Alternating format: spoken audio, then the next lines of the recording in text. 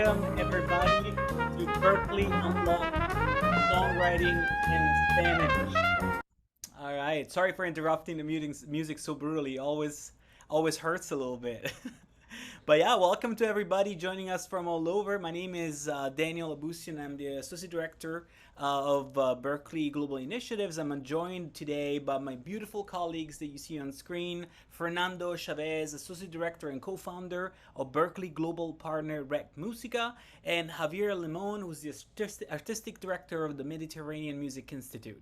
And then I'm also joined by Ilse Belido Richards. She's Assistant Director of Admissions, and she will be joining us by the end of the presentation to answer any admissions related questions. So really a stellar team here. I'm very, very excited to have you on this panel. And I'm really, really excited that this session is the last online session that we'll be doing in Mexico before we bring the team down to Mexico City.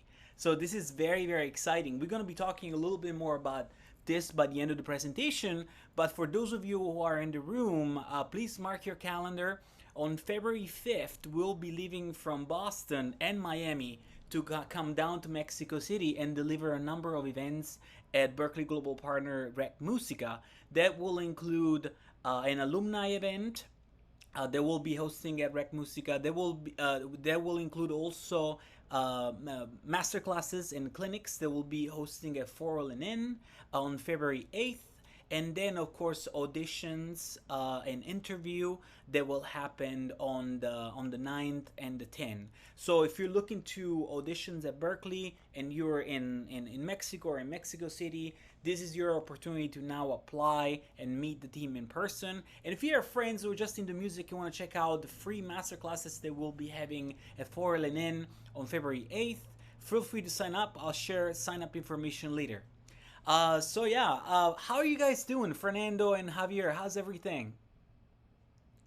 Everything is great. Thank you. Very happy to be here and to hear Javi.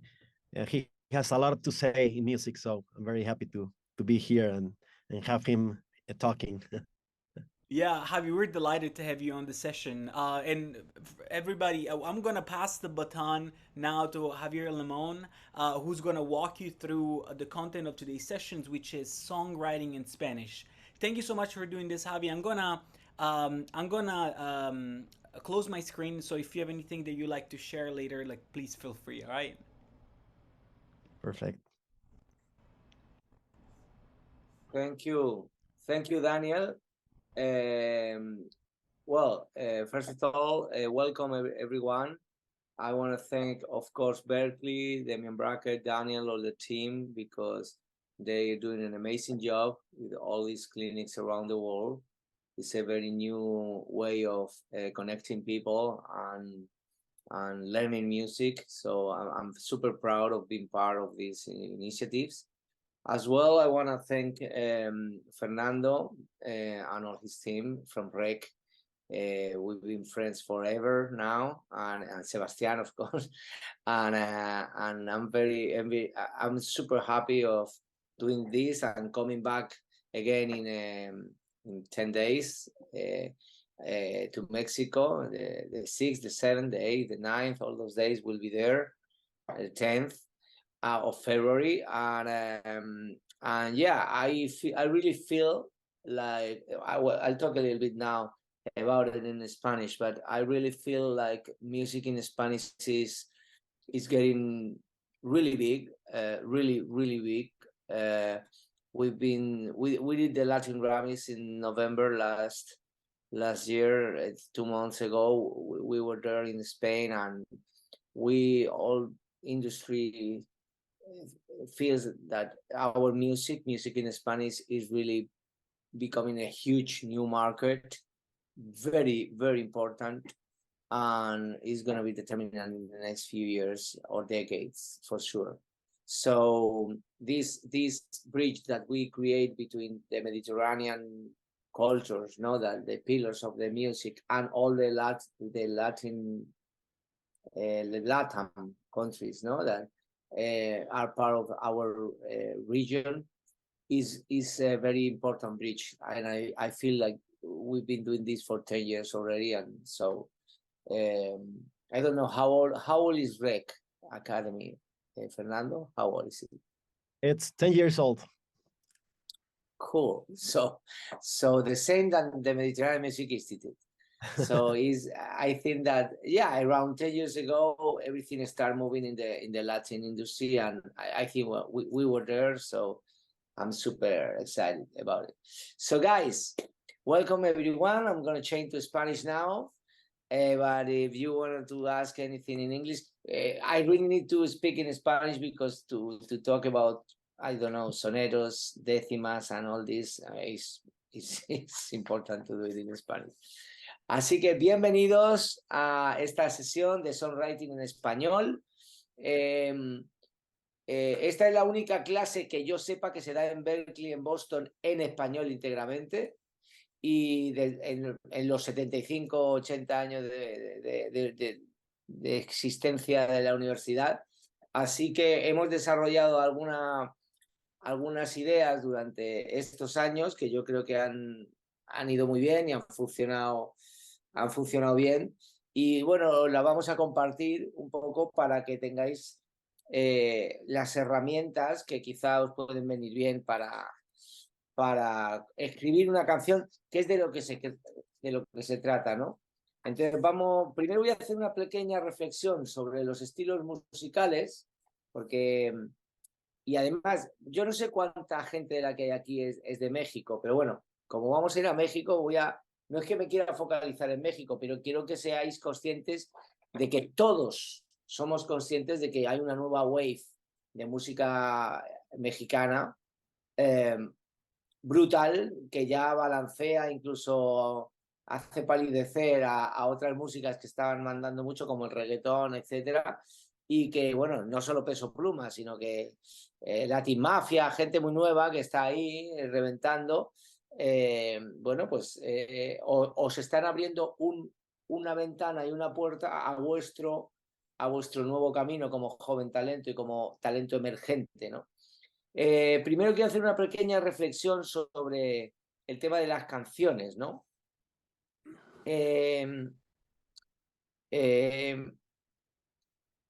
Es curioso cómo la tecnología en cada momento del siglo XX y XXI ha influido directamente en los estilos que se han creado, ¿no?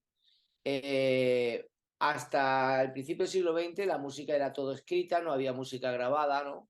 Hasta finales del XIX, XX, y claro, todas las técnicas de cantar y de componer estaban basadas en música sinfónica, en auditorios, etcétera, ¿no? Con la llegada de la electricidad aparecen dos inventos, que es la grabación y la amplificación, ¿no? Y eso hace que se cante de otra manera, que se interprete de otra manera y además que se pueda grabar. Y se graba lo que cabía en un disco de pizarra. ¿Cuánto cabe? Pues 2:45. Bueno, pues eso es lo que hay que grabar. Y de ahí sale lo que es la duración de una canción, ¿no? De lo que cabía en un disco de esto. Luego el álbum, pues fueron muchas de estas, ¿no? Entonces ahí nacen estilos a raíz de la grabación y la amplificación, como el jazz, como el tango se profesionaliza a través del cine, el flamenco se vuelve copla, la bossa nova, en fin. Todo eso nace ahí y se crean esos estilos, que son los estilos comerciales. El jazz era la música comercial, la que se escuchaba en la radio, la que se bailaba, ¿no? Cuando luego ya eso evoluciona hacia el rock, etcétera, en los años ya 70 y 80 llega la cuestión digital, ¿no?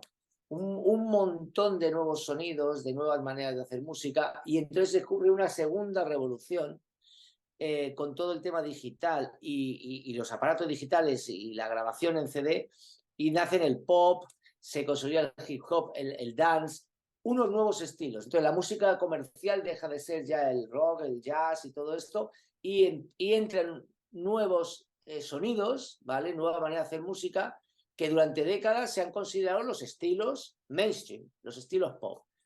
Pero es curioso porque estamos en medio de una gran revolución. De hace 15, 20 años para acá, con la llegada de una nueva tecnología, que no solo es el celular, sino todo el mundo online, etcétera, es incluido el autotune y más inventos, pues se han generado nuevos estilos que ya son diferentes a los que había cuando a lo mejor Daniel, Fernando y yo éramos más pequeños, ¿no? Y entonces ahora pues ahí está, se consolida el reggaetón, la cumbia electrocumbia, lo urbano, el regional mexicano como hoy lo conocemos. Estos son estilos que no existían. Probablemente si alguien viniera ahora a hacer los estilos de Apple Music o de las plataformas, tendría que, no sería pop, jazz, tal, sería pues eso, reggaetón, urbano, cumbia, tal. Entonces, esto son consecuencias de las evoluciones tecnológicas. Pero, ¿por qué cuento todo esto? Porque creo que, como decía Jorge Drexler en una de sus canciones, Telefonía, decía, cambian las comunicaciones, pero son las mismas las canciones. Creo que al final todo se trata de música y de hacer buenas canciones. Y las buenas canciones al final se hacen igual, se hacen de la misma manera. Se hacen con un buen texto, con una buena melodía y un buen ritmo y unos bonitos acordes y una buena estructura. Así se hace una buena canción. Es decir, las herramientas básicas son las mismas. Y entonces os voy a hablar un poco de eso, ¿no?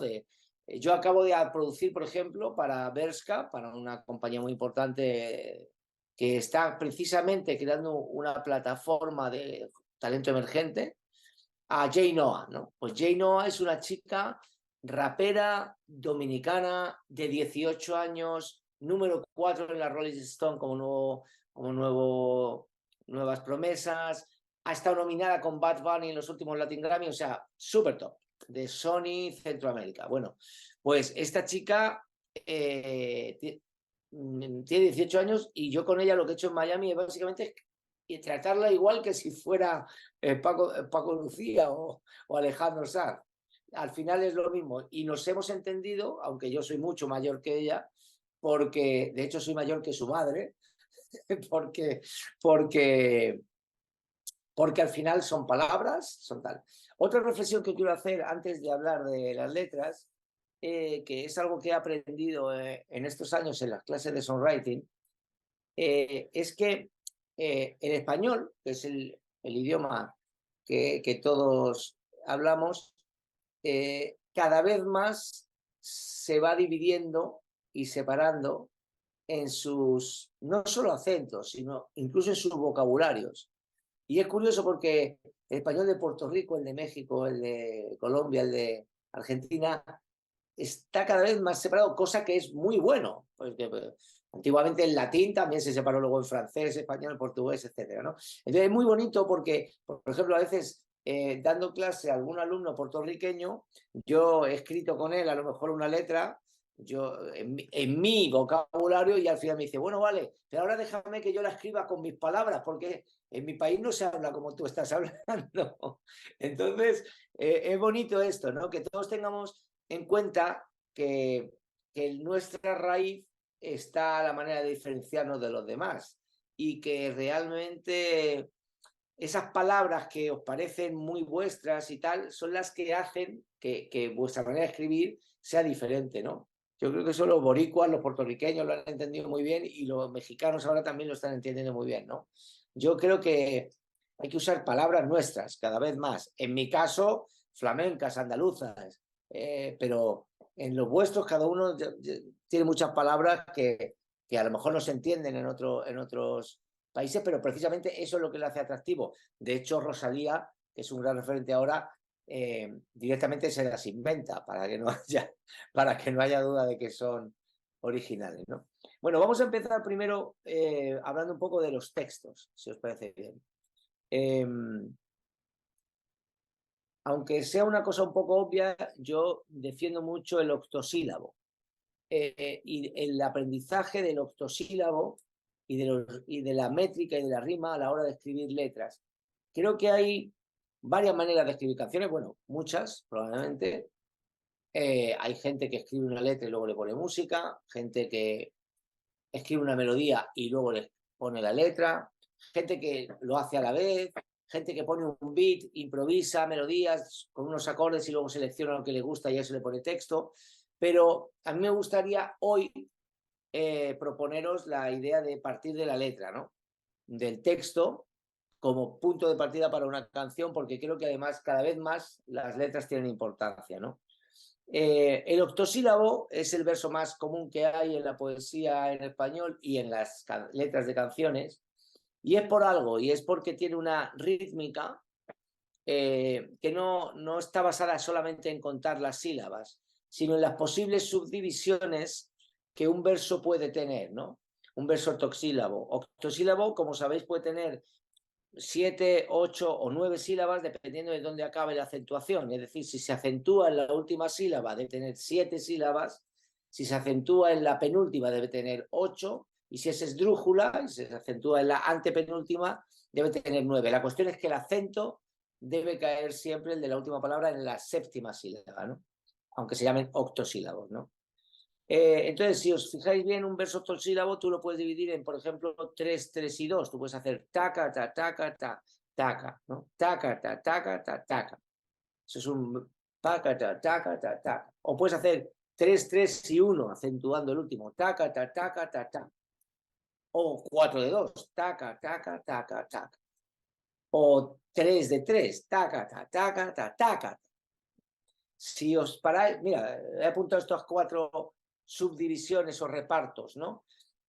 Os daréis cuenta que ahí hay un ritmo sin palabras todavía, ¿eh? Taca, ta, taca, ta, taca, taca, ta, taca, ta, ta, taca, taca, taca, taca, taca, ta, taca, ta, taca, ta, taca, ta, taca, ta, ta. Hay un ritmo en común muy, muy, muy, muy cercano a nuestra cultura. Entonces, si tú escribes o improvisas en octosílabos, por ejemplo, improvisando, ¿no? Yo digo, puedo decir, por ejemplo, esta clase está bonita, Fernando sigue escuchando, Alejandro y Alejandro M. Martínez probablemente está apuntando, ¿no? Seguro que está apuntando, ¿no? Pues eso, que son todos octosílabos, ¿no? Tiene musicalidad y funciona, ¿no? Entonces, yo os propongo la práctica constante del octosílabo para tener soltura, la soltura necesaria para luego tener libertad de escribir. Hablo todavía sin temática, solamente de métrica y de rítmica, ¿no? El octosílabo se puede usar luego en muchas estructuras, en muchas formas, ¿no? Podríamos hablar de muchas, hay otros, de hecho, otras formas poéticas que no tienen, no son octosílabos, como el soneto famoso de Joaquín Sabina, ¿no? Que utiliza endecasílabos y dodecasílabos, ¿no? Entonces, en este caso yo propongo la décima, la famosa décima, que es una cosa curiosa porque es común en toda América. En Panamá incluso es un estilo musical, ¿no? Pero es una cosa común en toda América y que, como sabéis, tiene una estructura de A, B, B, A, B, B, A, C, D, E, C, D, o sea, C, D, E. Os lo escribo aquí. A, B, B, A, C, C, D, D, C. A ver, a lo mejor lo puedo escribir aquí en chatear, quizá, ¿no? Lo voy a poner aquí para que lo tengáis. A, B, B, A, C, C, D, D, C. Esa es la estructura de la décima, es decir, cómo tienen que rimar, ¿vale? Los versos. Entonces, mientras yo sigo aquí hablando, os propongo que quien quiera vaya escribiendo una décima y nos la mande escrita ahora, y a lo mejor la podemos luego corregir o estudiar, o algunos versos octosílabos. Cualquier cosa que escribáis durante la clase, si nos da tiempo, lo leemos y lo escuchamos, ¿vale? Bueno, una vez aclarado el tema de la métrica y de la rítmica, yo, en base a mi experiencia, os voy a decir lo que, en mi opinión, han sido las temáticas en las que yo he visto que los autores se basan para escribir canciones, ¿no? Básicamente yo he sentido o he estudiado cuatro maneras de crear canciones, ¿no? La primera es la narrativa, es decir, tú cuentas una historia. Para mí es la más interesante, ¿no? Una historia como si fuera una novela o un cuento, pero que en este caso es una canción. Una historia que tiene una propuesta, un desarrollo, una elipsis narrativa y un desenlace, ¿no? Esto transcurre en un periodo de tiempo, o sea, es una historia que tiene una cronología y que tiene unas conclusiones, ¿no? Con sus protagonistas, etc. Es como una mini historia, ¿no? Por ejemplo, Pedro Navaja, de Rubén Blades, ¿no? Es una historia de algo que pasa, algo que ocurre y que tú puedes, y que tiene un gran final, que al final no. Bueno, no voy a hacer spoiler, pero quien lo escuche se dará cuenta de que es una historia concreta que podría ser una novela perfectamente. Eso es narrativa. La segunda es descriptiva. En ese caso no hay una historia, simplemente es una estampa desde fuera. Por ejemplo, New York, New York, de Frank Sinatra. Es simplemente una manera de describir algo, descriptiva, donde el autor, el compositor, lo ve desde fuera y escribe sobre algo, sobre una ciudad. No necesariamente tiene que pasar el tiempo, simplemente describe un paisaje, describe una habitación, describe algo, sin involucrarse, ¿no? La tercera es secuencial, que es cuando se utiliza algo, un hook, y se repite o se utiliza repetitivamente desde diferentes puntos de vista, como por ejemplo la del Pirata Cojo de Joaquín Sabina. Es una canción que habla de las muchas vidas que le hubiera gustado vivir. Pues pam, pam, pam, pam, pam, pam, pam. O por ejemplo, y si fuera ella, entonces está todo el rato de razones por las que él podría pensar que es ella. Y la última es la emocional, que es te quiero mucho, mi amor, es decir, bésame mucho. Por ejemplo, simplemente, esta no es descriptiva, esta está una desde dentro y no cuenta una historia y nada, simplemente habla de una emoción, pena, tristeza, odio, alegría, envidia, whatever. Obviamente todas estas formas o trucos para crear temáticas están siempre abiertos a la posibilidad de ser mezclados, ¿vale? O de interrelacionarlos. Es decir, tú puedes crear, por ejemplo, esta tarde vi llover, pues estás describiendo algo y no estabas tú. Es emocional. Esta tarde y no estabas tú, es también secuencial. Ahí se juntan, por ejemplo, un rollo descriptivo con un rollo secuencial, un mecanismo secuencial y con una alta carga emocional, ¿no? Pero bueno, es por lo menos una idea para que vosotros entendáis que esta manera de escribir canciones. Y luego creo que me gustaría continuar con el tema de la raíz, ¿no? Una vez que os he dado unos tips, claro, estoy contando en 40 minutos lo que normalmente tardo 6 meses, pero una vez que tenéis algunas técnicas para crear textos y unas pequeñas herramientas para elegir la temática, a partir de ahí hay que vestir la canción, ¿no? Hay que crear una melodía, ¿no? El otro día estuvo un amigo mío que se llama Abishai Cohen, al que le he producido el último disco, un gran contrabajista, y por primera vez hicimos un encuentro con Jorge Drexler. Se conocieron y fuimos al estudio, ¿no? Y fijaros, está desafinada la guitarra, pero Abishai hizo solo una cosa muy sencilla. Fijaos qué bonito. Voy a tocar solo 4 acordes, ¿no? Como si os sirve de inspiración, ¿no? Pero fíjate qué cosa tan sencilla, ¿no?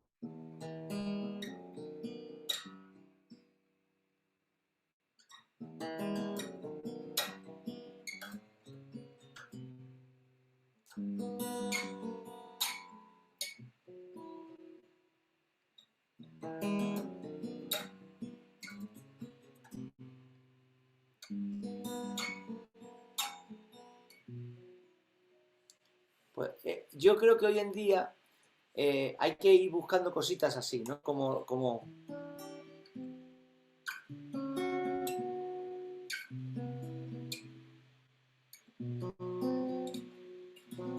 en caso del flamenco, ¿no? O sea, os recomiendo buscar más minimalismo y menos...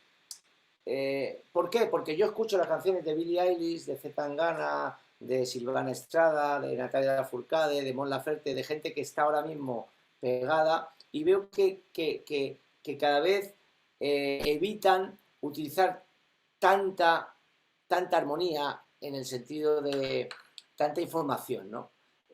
Yo personalmente estoy en eso ahora. La guitarra, por ejemplo, si algunos sois guitarristas, es un instrumento que en el flamenco ha desarrollado tensiones muy interesantes, ¿no? Siempre en torno al frigio, ¿no? Por ejemplo, para un guitarrista el toque por granaína es la tónica, que es el tercer grado, ¿no? El acorde frigio es aquí en si, ¿no? Si están en mi menor o en sol mayor, el si sería este acorde, ¿no? Con la segunda al aire. El toque por talanta sería este.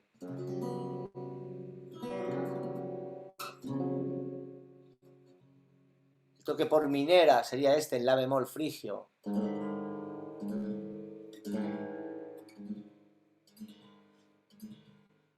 En fin, el toque por arriba.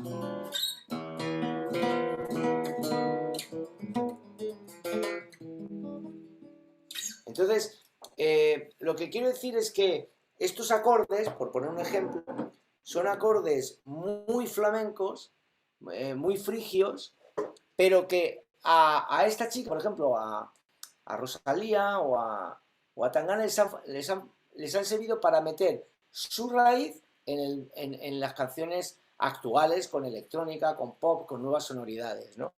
Entonces, yo recomiendo que vosotros, dentro de vuestra raíz, cada uno, a lo mejor el joropo o el merengue venezolano para los chicos de Venezuela, o el vallenato y la cumbia para los chicos de Colombia, o el tango, aunque parezcan estilos viejos o antiguos, es muy interesante tirar de eso para luego proponer nuevas músicas. Es otra recomendación que os hago. Yo voy tirando ahí cosas, ¿no? E incluso el propio Peso Pluma y toda esta gente tienen un carácter, yo le veo un carácter tradicional de alguna manera, en algunas cosas tienen eso, o sea, un chico de Austria no se le ocurre esas sonoridades, ¿no? Así que yo eso es otra cosa que quería deciros. Y ahora quiero hablar un poco de la producción. O sea, respecto a la música y a la melodía y la armonía, mi consejo es ese: intentar buscar hoy en día la sencillez. Por ejemplo, hay una alumna de Berklee que se llama Maro, portuguesa, con la que nosotros trabajamos. Creo que está en Sony, no estoy seguro. Y esta chica es una chica que está en Berklee hace años. Y el otro día Billie Eilish dijo que es su artista favorita. De Billie Eilish. O sea, Billie Eilish. Y es una chica que siempre ha estado con su guitarrita y tal.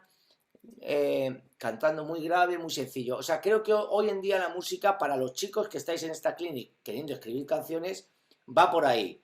O sea, mucho más que por académicamente sobrecargar con súper arreglos las canciones. Creo que, y además me consta, porque la gente Universal así me lo ha confirmado, que por ejemplo Billie Eilish presenta su repertorio a guitarra, solamente con su guitarra y con su hermano Phineas, y ya está, ¿no? Y hablo de ella porque me parece una tipa que está muy bien armada y muy basada en las canciones, ¿no?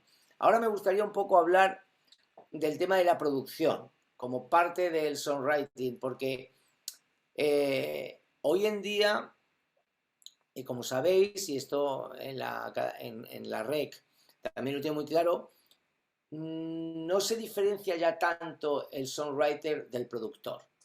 Es decir, las compañías incluso están firmando a productores a la vez que artistas, y bueno, como sabéis, hay canciones que tienen 18 compositores. Entonces, creo que hoy en día un productor no puede ser gran productor sin realmente ser algo de compositor o tener conocimientos de composición.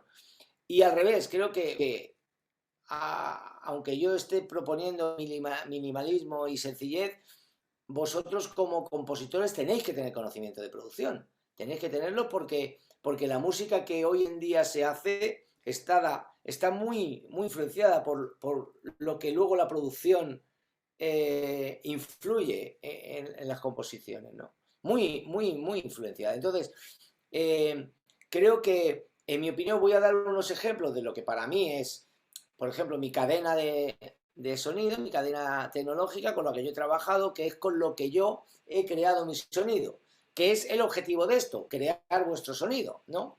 Yo empecé con el flamenco, luego eso me llevó a un disco que se llamaba Lágrimas Negras, muy bonito y muy orgánico, y a partir de ahí me fui moviendo primero con músicas de Latinoamérica, muy orgánicas, con Carlinhos Brown en Brasil y Caetano y Ginga, con Calamaro y Fito y los tangueros Juanjo Domínguez en Argentina, con Chabuco y Carlos Vives en Colombia, incluso con Chabela Vargas en su día también, en México, con Chucho, Bebo y todos los cubanos, en el Caribe, en fin, por toda con el jazz, con Wynton Marsalis, jazz del Lincoln Center. Entonces ahí me nutrí mucho de estas músicas americanas tan influenciadas por lo afro, por lo africano, por lo autóctono, obviamente por la influencia europea, y luego también me metí mucho en la música mediterránea, ¿no? De los países mediterráneos, desde el fado hasta las músicas del Medio Oriente. Y yo en eso, lo que a mí como he creado mi sonido es eligiendo una microfonía que a mí me convencía, 67, Neumann 67, 87, Brauner, Telefunken para la voz, unos compresores que a mí me interesaban, en mi caso el Summit, o el Manley, también los previos con los que yo he crecido, que es 1081, 1073, los convertidores que Apogee en su día, o Craneson también. En fin, me construí mi cadena para tener un sonido y luego me di cuenta sorprendentemente de lo que influye eso a la hora de hacer una canción. Porque es que una canción, como decía Woody Allen siempre decía, para mí una película es estropear lo menos posible el guión que yo tenía en la cabeza cuando escribí la historia, ¿no? Pues para mí una mezcla es lo mismo, es intentar estropear lo menos posible la canción esa tan bonita que habíamos compuesto en nuestra casa. Entonces yo creo que es muy importante que como compositores sepáis hasta qué punto la compresión en un tema puede cambiar la esencia de la canción. Porque la compresión puede o levantar una canción y hacer que un tema aburrido no lo sea, o hundir una canción y hacer que la dinámica que hace viva a esa canción desaparezca. Entonces es muy importante tener conocimientos profundos de la relación de la tecnología con los estilos musicales, y que hay estilos musicales con menos dinámica, como el guaguancó, que tiene muchísimo mucho ritmo, pero se mantiene en una dinámica, y hay otros como una guitarra sola flamenca que tiene un rango dinámico tremendo, ¿no? Entonces, esto es importante conocerlo desde el folclore para que luego cuando lleguemos al Ableton, al Logic, al Pro Tools, al Cubase, al Submarine para darle a ese bombo ese nivel que nos destroza los altavoces, pues que sepamos realmente de dónde vienen esos graves, por qué esos graves funcionan así, por qué nos gusta tanto ponerle filtros a todo y quitarle los agudos a todo ahora. Todo eso tiene un porqué, o sea, todo tiene sus razones musicales, casi históricas, que contraprestan unas cosas con otras, ¿no? Entonces, a la hora de hacer canciones, yo lo que os recomiendo, y ahora acabo ya con la parte, un poquito de parte industrial y visual y de music business, pero yo lo que recomiendo es que desde la letra, los textos, las metáforas, el vocabulario, por ejemplo, es difícil escribir "te quiero mucho, mi amor, y tus ojos son azules como el cielo". No por nada, pero es como tocar, es como si yo quiero hacer una canción con estos acordes, ¿no? Que estoy jodido porque hay 200 millones de canciones con esos acordes. Entonces va a ser muy difícil que yo con esos acordes y ese ritmo haga algo diferente. Pues lo mismo pasa con las metáforas y con tal, ¿no? Hay que buscar nuevas metáforas, nuevas palabras, nuevos acordes que a lo mejor implican menos cuerdas a la vez, menos notas, nuevos sonidos, nuevas maneras de mezclar, nuevas maneras de usar el autotune sin manera obvia, o el Melodyne, o cualquiera de estos maravillosos plugins, ¿no? El Ableton creo que es un programa muy interesante también. Y para realmente, en mi opinión, usar bien el Ableton Live, es muy importante manejar un NIF en una mesa. Es realmente importante. Sabéis que ahora hay una nueva carrera en Berklee extremadamente interesante que a mí me gustaría estudiar como alumno, que es esta, no recuerdo el nombre, pero es que se estudia en un laptop. No sé si tú te acuerdas del nombre, Fernando, se estudia, pues hay una nueva carrera que empezó en septiembre, que se estudia producción en un laptop, ¿no? Y todo se hace en el laptop, ¿no? Y han entrado 400 alumnos, es un éxito. La ha diseñado Rob Jasko, nuestro querido Rob Jasko. Y entonces es una genialidad, porque realmente hay música ahora que se crea en un laptop. Y hay estudios ahora, el otro día en el estudio de Sony de México, tan impresionante que tienen, había hay ya una habitación donde no hay mesa ni nada, es simplemente el equipo para escuchar a alguien que llega con su laptop. Y tiene todo en el laptop, no necesita nada más que el laptop, ¿no? Entonces creo que eso también es importante tenerlo en cuenta, ¿no? Y a mí personalmente, como músico y como artista, me encantan estos nuevos arreglos, estos nuevos discos, no solo los clásicos como James Blake, que llevan años haciéndolo, ¿no? Sino los nuevos artistas que están creando con nuevas sonoridades, nuevas maneras de arreglar la música que realmente son absolutamente trascendentales, ¿no? O sea, y son diferentes a todo. A mí me encanta y supongo que sentimos nosotros, que ya somos más mayores, lo mismo que sentían los directores de orquesta cuando aparecían las amplificaciones. Os contaré, por ejemplo, Bebo Valdés, recuerdo que, no sé si lo sabéis, pero fue un pianista único, que fue director del Tropicana, grabó con Nat King Cole, Sarah Vaughan, Frank Sinatra en Cuba a principios del siglo XX, y él era tan mayor, llevaba tantos años, que trabajó en la época en la que se grababa con un micro. Se ponía un micro y toda la orquesta, incluido el cantante, detrás de un micro en mono. Luego trabajó con 2, luego con 4, luego con 8, como los Beatles, y luego ya 16, 24 y tal. Y él se había retirado, se había ido a Suecia, y a los 80 y pico años les descubrieron, le redescubrieron, y de los 80 a los 90 y tanto ganó 15 o 16 Grammys. Fue Alicia Keys, fue grande, ¿no? Entonces yo recuerdo un día que estábamos en Miami grabando con Federico Britos, el gran violinista uruguayo, y él había hecho una versión con el piano muy bonita, pero al final de la versión, de la segunda toma, que era la más bonita, se cayó un vaso en el último acorde, ¿no? Y él se levantó enfadado, quejándose porque el vaso había estropeado la toma, ¿no?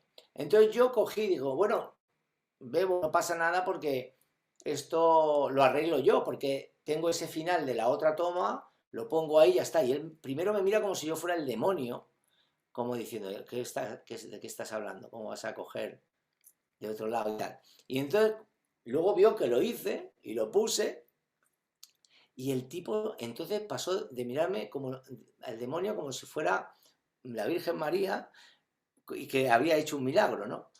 Y el tío se volvió loco y dijo, oh, esto es maravilloso. Entonces, desde entonces, los próximos años, él grababa, paraba, grababa, paraba, grababa, paraba, y salía de la cabina y decía, voy al bar, móntalo. Sin ningún tipo de complejo, ¿no? Cuando el tipo descubrió que esa tecnología existía, un tío que venía a grabar con una orquesta, que para que os hagáis una idea, él llegaba a la Radio Nacional Cubana cada día y le decían, pésame mucho. Y cogía con un lápiz y hacía así en un papel sin piano, pam, pam, pam, pam, pam, pam, pam, pam, pam, daba las partituras a toda la Big Band y a la primera, sin ensayar, tocaban en directo el tema. O sea, un tío que tiene esa escuela, que eso yo creo que ya ni existe, pues claro, no tiene ningún complejo en admitir nuevas tecnologías, ¿no? Entonces, para mí es importante el reflejo de la tecnología, como os he dicho, el conocimiento de los estilos y bueno, y mencionaros que creo que ahora mismo estáis en un momento, como he dicho antes, industrialmente insuperable. Es un gran momento para ser compositores de canciones, es un gran momento para estudiar música, es un gran momento para publicar música. Ya te digo que, mira, Bershka, que es un gran ejemplo, es una marca de ropa, como sabéis, tenemos un proyecto muy bonito nuevo, y ellos que habían fichado a Billie Eilish hace 5 años, a Bizarrap el año pasado, a Zetangana, a Rosalía para campañas mundiales, han decidido hacer un proyecto con gente joven, emergente, etcétera, etcétera, etcétera. Y lo mismo está pasando con multitud de compañías como Sony Music, que está apostando por gente nueva y gente potente. Así que es un momento muy bueno para escribir canciones. Yo estoy muy, muy, muy abierto, ilusionado, escuchando música nueva todo el rato. Y nada, os quería decir que antes de pasar un poco a la ronda de preguntas y tal, que yo voy a estar ahí en México muy abierto a que cualquiera de los que estáis aquí, tanto si podéis ir presencialmente como si queréis enviarlo, mandéis vuestras canciones, vuestros temas, vuestras ideas, vuestras preguntas, vuestras inquietudes, para que las analicemos, incluso sean parte de a lo mejor puede ser parte de la clínica que demos, incluso si alguno estáis por allí y vemos que hay una manera de arreglar una canción, y de arreglar no en el mal sentido, sino de hacer el arreglo. Y nada, me está preguntando aquí Peter Nova que no encuentra los cursos de songwriting en español online. No hay online. Habrá pronto, pero esos cursos son presenciales en la Universidad de Boston por ahora, ¿vale? Así que nada, yo lo que quería era que me mandarais, si podéis, algunas letritas, y sobre todo, a partir de ahora, contestar a vuestras preguntas. Fernando, no sé si quieres añadir algo antes. Pues no, nada, creo que mencionaste cosas muy importantes y creo que con la que más me quedo es con el estar experimentando dentro de los estilos, ¿no? Y si para el argentino el tango le sale más natural porque es lo que él vivió, y el mexicano, los corridos, lo que sea, creo que es un buen momento para hacerlo, y también ser muy simples. Creo que la simpleza a veces es mejor que el retacar una canción con miles de acordes, ¿no? Que creo que es algo que Sí, también mencionas por ahí. Así es. sí, Y ya, creo que eso es todo. sí, sí. Es que, ¿sabes lo que pasa? Muy, muy de acuerdo, Fernando, que cuando uno está en la universidad, y eso pasa mucho, eh, eh, uno tiende a usar todo lo que tiene. Entonces tiene un amigo violinista, otro amigo trompetista, y es verdad que hay veces que puede sonar académico el hecho de intentar utilizarlo todo, y todo lo que has aprendido en la clase de arreglos de tal, y todo lo que has aprendido en la clase de tal. Y claro, luego llega un chico de no sé dónde que no sabe tanto, y precisamente por no saber tanto, pues con menos hace más, ¿no? Así que yo creo que es muy importante. Mis 2 hijos estudian en Berkeley, los dos. Uno se gradúa en mayo y el otro acaba de empezar. Y a los dos les digo, aprended todo lo que podáis para luego olvidarlo. Pero es importante saber qué utilizar y qué no, ¿no? Así que vamos a abrir la ronda de preguntas si queréis. Daniel, if you're okay, we're opening the Q&A part. Definitely, definitely. Cool, cool. So, Thank you, or thank you so much, Javier, for the presentation. It was fantastic. oh well, I went over many things, guys. But if you want to focus, si queréis elegir una parte concreta o hacer preguntas sobre algo concreto, por favor, no lo dudéis. O mandar algo que habéis escrito, o escribimos entre algo todos, lo que os apetezca más. Yeah. So everybody, this is the time to ask any questions. We have a whole team here for you. So if it's related to Javier's presentation, feel free to come on screen or to drop your question in the chat. Same with if you have any questions for Rec Musica, Fernando's here for you, or for Berkeley Emissions, we have Ilse. Hello, Ilse. She just popped on video. So yeah, don't be shy. This is your time to ask away. And in the meantime, as we wait for some of the questions to pop up, I'd like to share this information with the group. So this is the registration for the in-person events that we'll be holding at Rec Musica at Foro Limón in the first week of February. So if any of you are in the area or in Mexico City want to come to these events, spaces are limited. So this is your way to get your spot and register for this in-person event. Everything obviously is 100% free of cost. And we look forward to seeing you in person. And these are the events that we'll be holding. Well, you can see, you know, the Berkeley Alumni Gathering. You can see, you know, what the sessions on February 8th will consist of. We'll have Zali Gonzalez, which is a world-class pianist, do a presentation. Then we'll have a Berkeley Info session by Ilse. And then we're going to have El Maestro Javier Limón again with Producción Musical en Español. So we look forward to seeing you all there. And don't forget that this is your time to apply for Berkeley if you haven't yet, and to audition and interview at Rec Musica. Yeah, I would like to add that if you want to send me, if you're going to come to this class and you want to send us one of your songs in advance, we could use that song, or maybe I can do a live production on the stage for you guys. I would love to do that and show you different. Maybe you have a song that you're almost there. You don't really know how to finish the song, or to you know, get a song to another level. And maybe sometimes with a fresh mind or point of view, we can help you to do things like that. Hay muchos trucos que yo recomiendo aquí ahora, podría daros miles, pero cuando tengáis una canción, por ejemplo, ¿no? Y a veces no sabéis cómo cambiarle, cómo darle una vuelta, ¿no? Probad a hacer cambios sustanciales, como por ejemplo cambiar de mayor a menor la canción, o cambiar de 4x4 a 6x8 la canción, o cambios así muy bestias, pero que a veces os pueden llevar a lugares muy originales, porque claro, tú compones una melodía en 4x4 o en 6x8 y al cambiarla te va a llevar a lugares que no son los habituales, ¿no? A mí, por ejemplo, hay un ritmo que me encanta para componer canciones, que es el 5x8, ¿no? El 5x8, el taca, taca, taca, el 3-2, ¿no? Taca, taca, taca, taca, taca. Ese es un ritmo que parece muy complicado, pero por ejemplo, en Grecia es parte del folclore.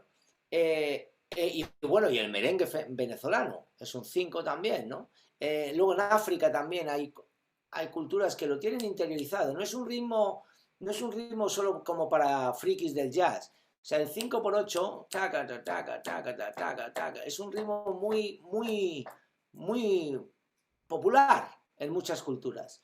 Así que yo propongo siempre, es muy buena idea componer en 5x8.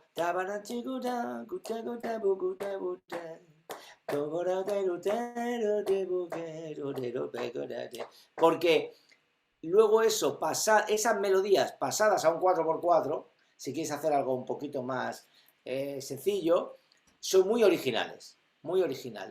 Melodías compuestas en 5x8 pasadas a 4. Veo aquí una pregunta sobre el uso de instrumentos. ¿Qué tipo de nuevas combinaciones de acompañantes te parece interesante? Buenísima la pregunta.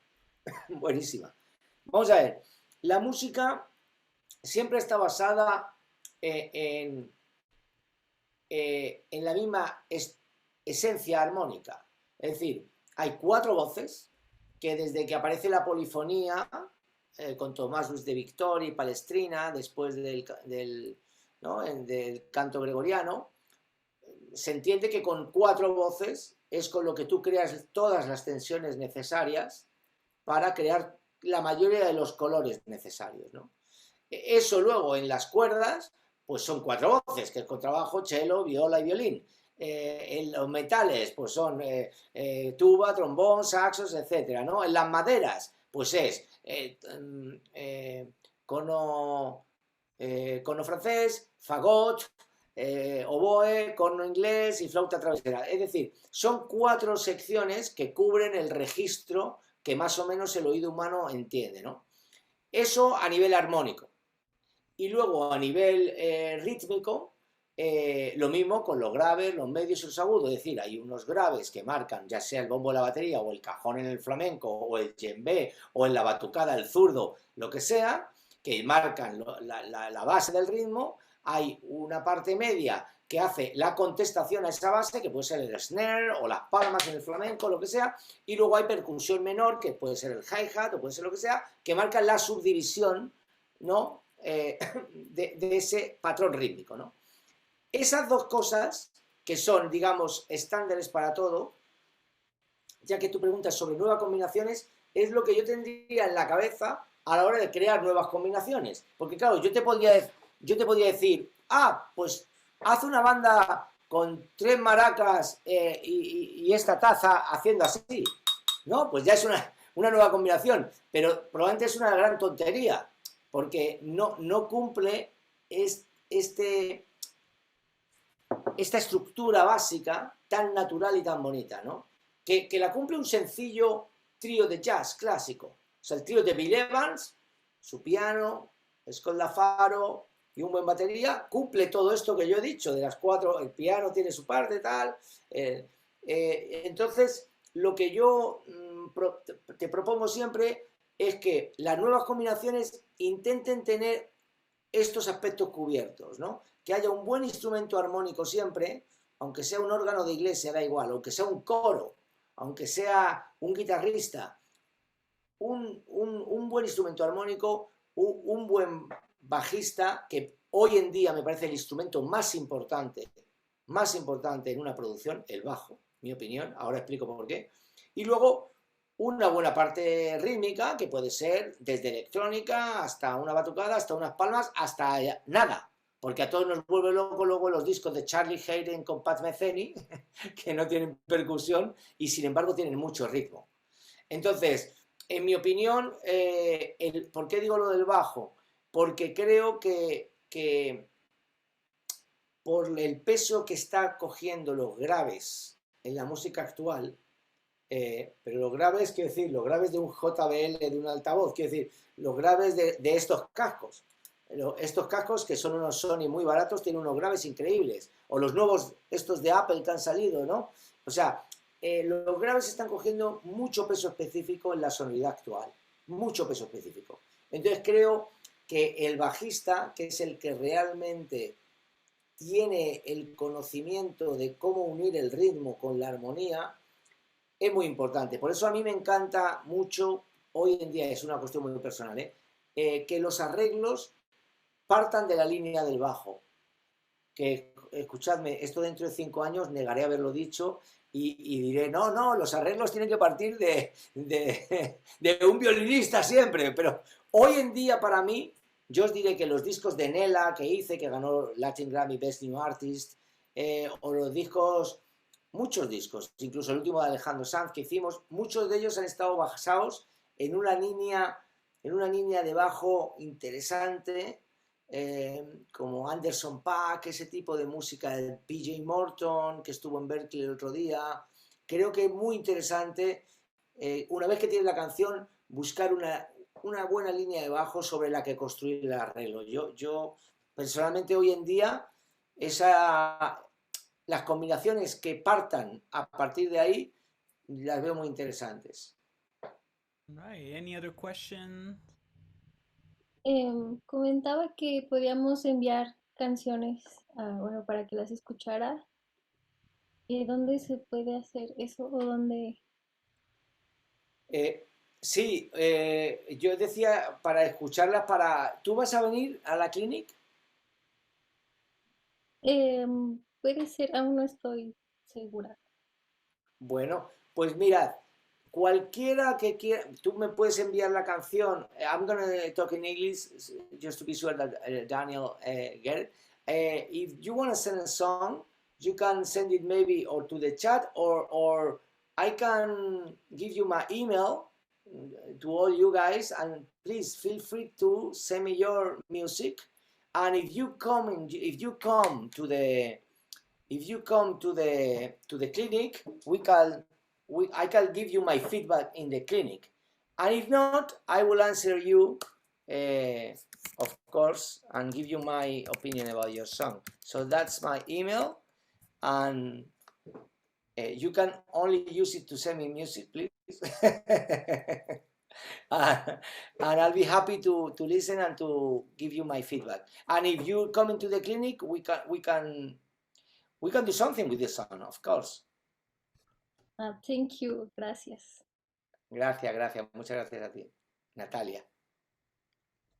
Hola, Javier, yo no es pregunta nada más, pero no sé si voy a tener otra oportunidad, pero me da muchísimo gusto verte. No sé si, bueno, no sé, probablemente no, porque seguro pasan por ti pues miles de personas y alumnos, pero hace como, o sea, en el 2016, 17, te conocí en un curso de Berkeley, aquí en Berkeley Latino, en México, y me diste una beca para irme a Berkeley al Songwriting Workshop. Ok, Nada más, bien. sí, decirte que me da muchísimo gusto verte, estuvo increíble esa experiencia y nada, Yo me sí gustaría, me acuerdo de tu cara. ¿Dónde fue esto? fue en el TEC del sur de la Ciudad de México. Pero tú venías, ¿de dónde venías tú? Yo ahí todavía no, bueno, Eh, creo que estaba estudiando en la náhuac en ese momento, estaba estudiando música en la sí, náhuac y luego me sí. cambié justo como un semestre después a REC. Ah, pues encantado de saludarte. La REC es la mejor. Sí, sí, sí, yo por eso me cambié. Claro. A ver, mira, bueno, encantado de verte, Pablo. Tengo aquí a Fernando Pérez que dice, en el caso del uso de samples en el hip hop, por ejemplo, Tangana, ¿cómo considera que estos pueden convivir con los instrumentos acústicos en el mismo arreglo? ¿Le ha tocado producir o arreglar una canción así? Sí, sí. He estado trabajando ahora con Jay Noah, que os la recomiendo, es buenísima, mezclando cosas de flamenco con samplers y funciona muy fácil, muy orgánico. Es que a mí me tiene muy contento la nueva música, de verdad. Es tan fácil meter una base con groove e invitar a un buen percusionista a tocar encima. Es tan agradecido, tan bonito. Es tan bonito tener un groove de un estándar de jazz antiguo y hacerle un nuevo riff encima. De verdad, o sea, cuanto más se filtren y se utilicen los antiguos documentos sonoros para la música nueva de ahora, mejor, mejor. A mí me encanta lo del a nivel rítmico, porque claro, armónicamente es más difícil. Me encanta utilizar bases electrónicas mezcladas con percusionistas orgánicos de gran calidad. O sea, de gran calidad. Gente que realmente toque muy bien. Eso me encanta. O, por ejemplo, que el batería no tenga bombo. O sea, meter un batería que toque caja y hi-hat sin toms, pero que el bombo esté programado. Ese tipo de cosas van muy bien, muy bien, muy bien, muy bien. O, por ejemplo, meter un trigger al grave de una batería o de un cajón y que ese trigger dispare un bombo muy electrónico, pero tocado, ¿no? Tocado de manera natural, ¿no? Todo ese tipo de mezclas de lo electrónico con lo orgánico, yo creo que no es que sean importantes, es que si no lo hacemos, no sonamos a hoy en día. Así de claro. O sea, los discos como se hacían hace 15 años, que es con una instrumentación clásica, batería, guitarra acústica, percusión, un bajista eléctrico y tal, eso es genial y me encanta, pero no suena a hoy en día. Hoy en día, hasta The Roots, Questlove, lleva un DJ. O sea, The Roots llevan un DJ. O sea, el mejor batería del planeta, probablemente, o de los mejores, no necesita a nadie, bueno, lleva un DJ al lado, porque quiere esa sonoridad mezclada con su groove, ¿no? Eso es importante, ¿no? Aquí Wilson dice, una mezcla de todos esos elementos al principio de la elaboración del arreglo. I think part two of a longer question, like there's the other half on top. Sí, ¿te gusta trabajar los arreglos sobre un instrumento en particular, con el laptop o con la partitura? Bueno, vale, sí. Yo soy muy fan de escribir la partitura. O sea, a mí me gusta mucho escribir la partitura. Yo estudié solfeo, estudié oboe y yo cojo con la guitarra, escribo una canción y tal, pero luego me gusta escribirlo en partitura, porque normalmente simplifica todo. y hay cosas que creo yo que son muy complicadas y luego veo que no son realmente tan complicadas. Sobre todo melódicamente, bueno, y todo, y armónicamente y rítmicamente, ¿no? Hay veces que en la guitarra tienes acordes que te suenan como muy raros, muy complicados, y luego cuando los escribes ves que no son tan complicados. Y sobre todo te da la posibilidad, una vez que está en la partitura, de reinterpretar tu música, ¿no? Reinterpretarla, ¿no? Eso por un lado. Y luego a la hora de grabar, sí os digo que hay varias técnicas, ¿no? Como sabéis, la técnica de grabar todo el mundo en directo, en cabinas diferentes, la técnica de grabar track by track, como el muro de sonido, ¿no? De Philip Glass, etcétera, o sea, un clic, una voz de referencia y a ir construyendo la canción. Y luego una técnica que a mí me gusta bastante, que es un mix en el cual tú tienes una referencia de voz y de clic, pero la base rítmica es lo que grabas, digamos que medio live, bajo, batería y algún instrumento armónico. Eso lo dejas fijo y sobre eso ya añades arreglos, solos, incluso algo de electrónica, etcétera, etcétera. Y obviamente para mí la voz me gusta o al principio o al final. O sea, o grabar como primer instrumento la voz y construir un traje a medida en torno a esa voz, o grabarlo todo y que llegue la voz y diga amén. Y una buena voz afina todo lo desafinado. A ver, Estefanía, ¿cree que toda la música que lleguemos a improvisar o componer debamos pasarla en partitura? Tengo composiciones que he armado con grabaciones inspiradas y tocadas en diferentes momentos. No creo que toda la música. O sea, yo creo que hay cosas que te inspiras y que te inspiran y que no tienen por qué ser pasadas a partitura. Hay otras que sí merece la pena estar en partitura. Pero luego recordemos que hay muchas cosas que no se pueden escribir en partitura de la música. Por ejemplo, el aire de la voz. Eso no está medido. Tú no puedes escribir, tú puedes poner susurrado o con más aire, pero tú no puedes poner 7,2 de aire, por ejemplo, en la voz. Entonces, es solo un ejemplo, ¿no? Tú, por ejemplo, en la guitarra flamenca, tú esto, esto,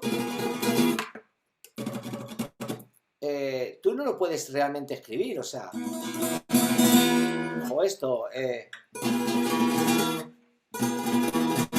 tú puedes poner rasgueo, pero tú no puedes poner realmente lo que musicalmente, o lo hago a cámara lenta. Eso luego es, ahí es imposible escribir qué nota entra primero, si la prima, la segunda, la tercera, el sol, la cuerda al aire, los armónicos. Es imposible. Se pone rasgueo y ya está. Pero es verdad que al grabarlo sí lo capturas, ¿no? Entonces yo creo que cuando llega la grabación hay muchas cosas que la partitura no captaba y que nunca sabremos realmente qué tenía Beethoven, Mozart o Paganini en la cabeza realmente. Es una aproximación. Pero sí es cierto que, Estefanía, escribir en partitura una canción ayuda mucho a, aunque no esté toda la información, tener una información básica muy interesante, que yo creo que sin dejar que mate la música, no se puede matar a la música, pero no está mal. A mí lo primero que hago cuando voy a producir una canción es coger una partitura y escribir el cifrado de los acordes. Lo primero que hago. O sea, es como algo que necesito hacer. Aunque no lo use, ¿sabes? El BPM, ¿sabes? El BPM, the chords, you know, some like hooks, no sé, saber un poco, tenerlo en papel, ¿no? A mí me ayuda, ¿eh? A mí me ayuda. Right. I think we're actually approaching the top of the hour. So if nobody has any other question, we can probably wrap it up right here. Before we do, please allow me to thank everybody for coming to this session and joining us today. Thank you to Rec Musica for being such an invaluable partner and for allowing all of this to happen and the in-person events on the first week of February. Thank you, Maestro Javier Limón, for your knowledge and expertise and for presenting in today's session. To all of you that made it to this session, thank you, Ilse, for being here. And we look forward to seeing you in person. We want to see you, we want to hear your music. So we'll see you in the first week of February at Foro Lenina Rec Musica. Don't miss out. This only happens once a year. All right. Thank you. Muchas gracias, Daniel. Thank you so much. It's a lot of fun always being Thank you with so you guys. much. Yeah, this was a lot of fun. Thank you all. And for those of you who want to re-see the session, share it. It's going to be on Berkeley Global YouTube channel in a few days. So we're just going to do a little bit of editing and we'll post in like 3 or 4 days. Okay. Thank you all. Have a wonderful Bye bye, guys. Bye-bye. Thank you so Bye-bye. much.